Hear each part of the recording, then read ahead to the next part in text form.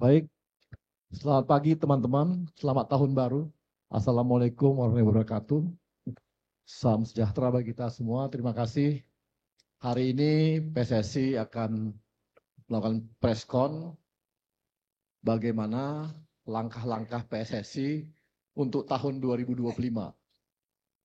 Di tahun baru udah pasti banyak langkah-langkah ke depan yang sudah kita planning, dan langkah-langkah ini akan kami sampaikan nanti kepada teman-teman. Semuanya akan disampaikan hal-hal yang memang dianggap perlu disampaikan. Untuk itu, supaya kita nggak berpanjang-panjang, kita langsung beri kesempatan pada Pak Ketum untuk menyampaikannya. Terima kasih. Assalamualaikum warahmatullahi wabarakatuh. Salam sejahtera untuk kita semua. Shalom, Om Swastiastu, Nama Budaya, salam kebajikan. Tentu apa yang kita lakukan hari ini tidak lain untuk kebaikan tim nasional. Kalau dilihat PSSI 1,5-2 tahun terakhir mempunyai program yang sangat konsisten. Kita bisa lihat bagaimana keseriusan kita membangun tim nasional putri, juga kejuaraan-kejuaraan untuk U17, U19. Kita lakukan semua dengan segala prioritas dan juga target-target yang kita lakukan secara bersama-sama. Dan kita lakukan secara transparan tanpa ada agenda tertutup. Tentu kita mengucapkan terima kasih kepada kinerja Coach Sintayong selama ini. Dan hubungan saya sangat baik. Dan kita lakukan yang terbaik untuk program-program yang dikehendaki. Tetapi tentu dinamika daripada tim nasional ini perlu juga menjadi perhatian khusus oleh kami dalam evaluasi. Kita melihat perlunya ada pimpinan yang bisa lebih menerapkan strategi yang tentu disepakati oleh para pemain, ya, komunikasi yang lebih baik, dan tentu implementasi program yang lebih baik juga secara menyeluruh untuk tim nasional. Dan Pak Marji sudah ketemu Coach Sintayong tadi pagi, dan Coach Sintayong sudah menerima ya surat menyuratnya. Nanti tentu ada proses yang berikutnya mengenai hubungan kita yang sudah berakhir. Dan saya mengucapkan sekali lagi terima kasih. Dan kami sudah mendapatkan calonnya. Nanti juga kita undang semua media untuk press conference berikutnya di tanggal 12 nanti. Kurang lebih jam 4 sore. Jadi kalau ada dari pihak media atau teman-teman yang ingin tanya jawab, nanti langsung saja dengan pelatih penggantinya. Ya. Tanggal 11 malam sudah mendarat. Tanggal 12 nanti kita beri kesempatan untuk media bisa melakukan tanya jawab. Dan tentu beberapa agenda yang kita akan lakukan untuk hari Minggu dan Senin, ya, pertemuan dengan Exco, dampingi dengan beberapa asisten yang kualifikasinya tinggi, sehingga ini menjadi sebuah improvement, ya, supaya kembali perjuangan kita untuk menuju Piala Dunia, kita coba sekritikal mungkin segala kekurangannya kita bisa atasi. Karena target utamanya ini Piala Dunia. Dan keputusan ini bukan ya karena tentu tim nasional ini milik siapa-siapa, tetapi milik Indonesia. Tidak ada ya persepsi tim nasional ini milik Erick Thohir, milik PSSI atau milik coach, ya tidak.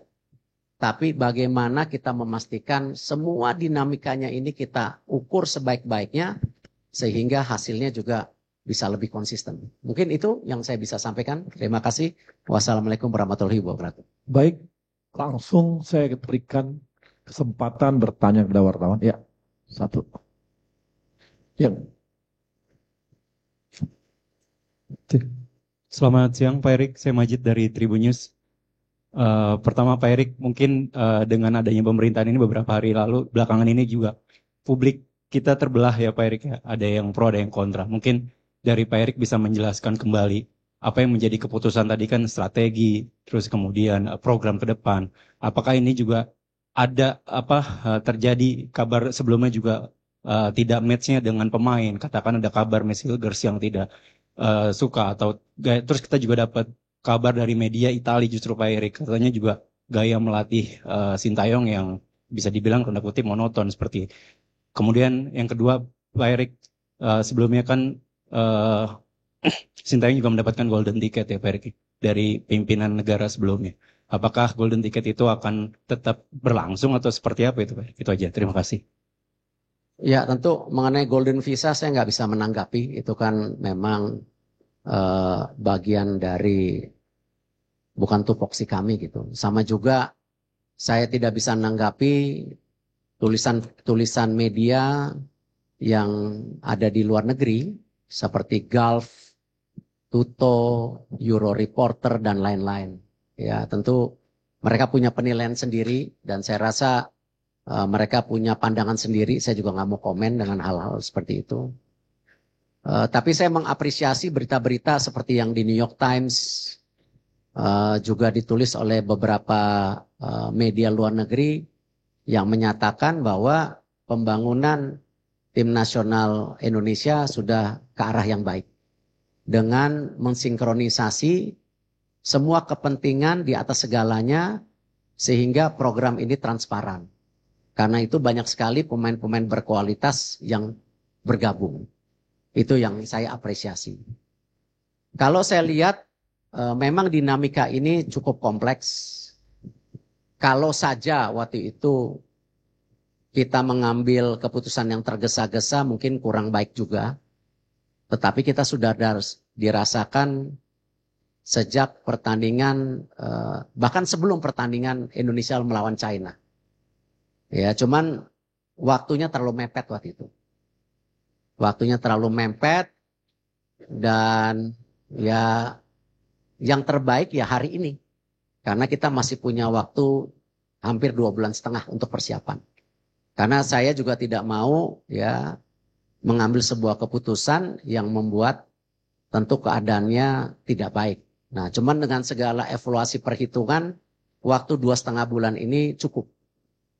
Ya, tidak tergesa-gesa hanya pada saat waktu dinamika yang terjadi Indonesia lawan China waktu itu.